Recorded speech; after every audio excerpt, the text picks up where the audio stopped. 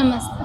ఇప్పుడు హైదరాబాద్ లో పవన్ కళ్యాణ్ గారు పార్టీ ఆఫీస్ అనేది పెట్టారు. సో ఫర్దర్ గా ఎలా ఉండబోతుంది అంటారు?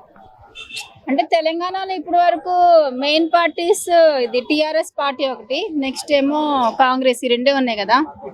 ఇప్పటి వరకు రెండే ఉన్నాయి. సో వీళ్ళు ఏం చేసినా కూడా ఇంకా వీళ్ళకి మూడో ఆప్షన్ లేదు, సచ్చినట్టు జనాలు మనకే ఓట్లు వేస్తారని ధీమా వచ్చేసింది. ఇప్పుడు న్యూ పార్టీ రాగానే కొద్దిగా ధీమా తగ్గి కొద్దిగా జాగ్రత్తగా ఉండి పబ్లిక్ కి సర్వీస్ కొద్దిగా ఆనెస్ట్ గా చేసే అవకాశాలు ఉన్నాయి. ఈ టూ పార్టీస్ లో కొద్దిగా చేంజెస్ వస్తాయి. సో ఎట్లా ఇంతకుముందు తెలంగాణకి రావద్దున్న పవన్ కళ్యాణ్ ఇదే తెలంగాణలో పార్టీ ఆఫీస్ పెట్టాలని ఎట్లా చూస్తారు? అంటే రావద్దనడానికి ఎవరికి రైట్స్ లేవు కదా. కంట్రీలో ఎవరికైనా సరే ఎటైనా వెళ్ళిపోయి సెటిల్ అవ్వచ్చు, ఏమైనా చేసుకోవచ్చు. రావద్దు జస్ట్ అవి మాటలే, కానీ మనం కాన్స్టిట్యూషన్ లో రూల్స్ ప్రకారం చూస్తే ఎవరు కూడా రావద్దు చేయొద్దు అంటారు లేదు. అందరికీ ఫ్రీడమ్ ఉంది కదా, రైట్ టు ఫ్రీడమ్. సో ఎక్కడికైనా వెళ్ళొచ్చు, ఏదైనా పెట్టుకోవచ్చు, ఆ ఫ్రీడమ్ ఉంది. అవన్నీ మాటలు మాత్రమే, చేతల్లో అయితే అవ్వదు. అది అంటే వేసే వాళ్ళు వేస్తారు. కొంతమందిగా ఎక్కువ రీజనల్ డిఫరెన్స్ చూపిస్తున్నారు కదా. కొంతమంది ఏమన్నారంటే పవన్ కళ్యాణ్ వస్తే మళ్ళీ ఏపీ తెలంగాణ మళ్ళీ కంబైన్, అది హైలీ ఇంపాసిబుల్. 100 కంటే 1000% అది రాంగ్, అసలు జరిగే పని కదా. ఒకసారి సపరేట్ అయ్యాక మళ్ళీ అది కంబైన్ అనేది జరగదు. అది అండ్ ఏపీలో సింగిల్ గా వచ్చే అవకాశాలు ఉన్నాయి. ఎందుకోసం అంటే ఏపీలో ఆయన కంబైన్ గవర్నమెంట్ ఉన్నారు కదా. అక్కడ కంబైన్ లో డిప్యూటీ సీఎం గా ఉన్నా కూడా పబ్లిక్ కి కొన్ని సర్వీసెస్ 80% మాక్సిమం ఆయనకి పాసిబిలిటీ ఉన్న వరకు ఆయన సర్వీసెస్ అందించారు. కొన్ని ట్రైబల్ విలేజెస్ అయితే కొన్ని సంవత్సరాల నుంచి కరెంట్ కూడా లేదు, రోడ్స్ లేవు, చాలా సర్వీసెస్ ఆయన చేశారు.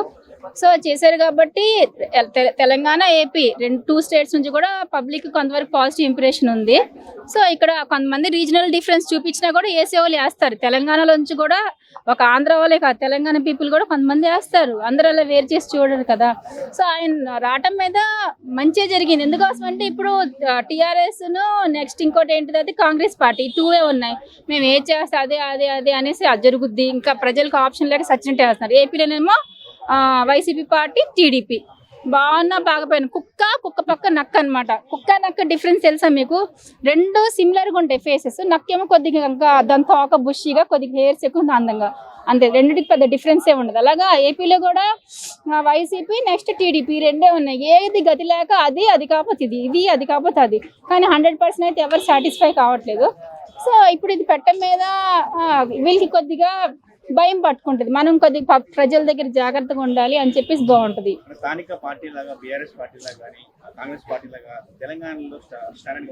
బీఆర్ఎస్ పార్టీతో ఇబ్బంది ఏం లేదు. కేసీఆర్ కేటీఆర్ సర్వీసెస్ బాగానే అందించారు, వాళ్ళతో అసలు ఇబ్బంది ఏమి లేదు. మరి ప్రజలు నోటిఫికేషన్ గ్రూప్స్ ఆ నోటిఫికేషన్ రిలీజ్ చేయటం మీద చేయలేదు, దాని మీద నెగిటివ్ ఇంప్రెషన్ వచ్చింది. తెలంగాణ ప్రజలు సెంటిమెంట్ పీపుల్స్ మేడం, ఆంధ్ర నాయకుని గెలిపిస్తారంటారా? కేసీఆర్ ని కేటీఆర్ కాకుండా తెలంగాణ పీపుల్ సెంటిమెంట్ పీపుల్ కదా, ఆంధ్ర నాయకుని అంటే పవన్ కళ్యాణ్ జనసేనని గెలిపిస్తారా? ఇప్పుడు సెంటిమెంట్ పీపుల్ అంటున్నారు. రేవంత్ రెడ్డి గారు వచ్చారు, మీ సెంటిమెంట్ పీపుల్ ఇక్కడ నుంచే కదా. ఏం చేశారు మరి? అట్లాగా సెంటిమెంట్ ఏరియాస్ చూడకూడదు. పబ్లిక్ కి మంచిగా చూస్తున్నారో లేదా, అది మెయిన్ ఇంపార్టెంట్. ఇప్పుడు రేవంత్ రెడ్డి గారు వచ్చారు కదా, ఆ హైడ్రా అని చెప్పేసి ఎంతమంది ఏడ్చినా ఎవరిని పట్టించకుండా ఆయన ఏం కావాలో అవి చేసుకుంటూ వెళ్తున్నారు. మరి దీన్ని ఏమంటారు చెప్పండి? ఇల్లు అలా కూల్చొచ్చా? ఇప్పుడు మ్యూజియంలు, పార్కులు అంత ఇంపార్టెంటా? First shelter important.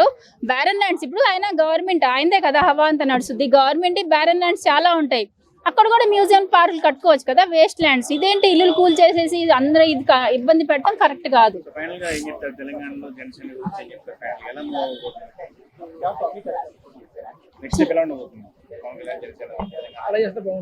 గెలుస్తారని అనట్లేదు, గెలిచే అవకాశాలు ఉన్నాయి. అక్కడ ఏపీలో పాజిటివ్ ఇంప్రెషన్ వచ్చింది.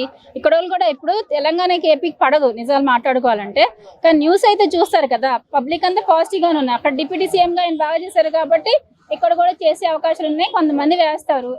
ఫస్ట్ టైం గెలవకపోతే నెక్స్ట్ టైం కూడా వచ్చే అవకాశాలు ఉన్నాయి. నమస్తే అండి.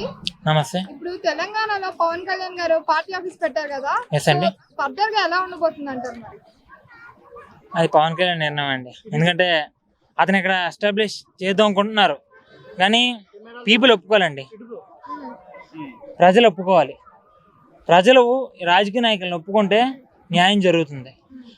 అందరూ కలిసికట్టుగా రాజకీయ నాయకులను గెలిపిస్తే ఏ నాయకుడైనా గెలుస్తారు. అదే ఒంటరిగా పోరాడుతున్న నాయకులను ఎవరు గెలిచేటట్టు ఈ ప్రపంచంలోనే లేదండి. ఏపీలో డిప్యూటీ సీఎం అయ్యారు కదా, ఇక్కడ కూడా ఏమైనా అయ్యే ఛాన్స్ ఏమైనా ఉందంటారా? అయ్యే ఛాన్స్ ఉంటుందండి. పవన్ కళ్యాణ్ గారి గురించి కాదు, అందరు రాజకీయ నాయకుల గురించి. తెలిసి తెలియనట్టు ఏం మాట్లాడకూడదు, కానీ ప్రతి పొలిటీషియన్ ప్రజలు మంచి కోసమే కోరుకుంటారండి. అదే అంటే మొన్నదాకా తెలంగాణ ఇష్యూ జరిగింది కదా, పవన్ కళ్యాణ్ తెలంగాణకు రావద్దని చెప్పేసి, ఇలాంటి తరుణంలో పార్టీ ఆఫీస్ పెట్టడం అనేది దేని సంకేతం? హైదరాబాద్లో కేసులు ఎక్కువైపోతున్నానండి. పవన్ కళ్యాణ్ గురించి కాదు, చాలా కాంగ్రెస్ ఇవన్నీ ఉన్నాయి కదా, మన బీజేపీ ఇవన్నీ. పవన్ కళ్యాణ్ జరుగుతున్నాను, ఆయన పోటీ చేస్తారా? పోటీ చేస్తే ఎలా ఉంటుంది? చేంజ్ వస్తుందండి, 1% చేంజ్ వస్తుంది, తెప్పిస్తారు అతను, అంతే.